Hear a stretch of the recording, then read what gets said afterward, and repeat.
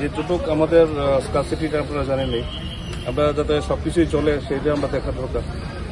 কিন্তু মোটামুটি গতকাল তো একটা আছে, সেখানে আসার পরে বেশ অনেকে পাইছে। এখন আমরা একটু টোকেন সিস্টেম দেওয়ার চেষ্টা করতেছি, from the last man to the first token system দিয়ে আমরা এটা করতেছি। আর সবাইকে একটু বুঝতে লাগবে যে তেলের একটু আছে, এটা মোটামুটি সলভের পথে, তো সবার কোঅপারেশন আমাদের দরকার।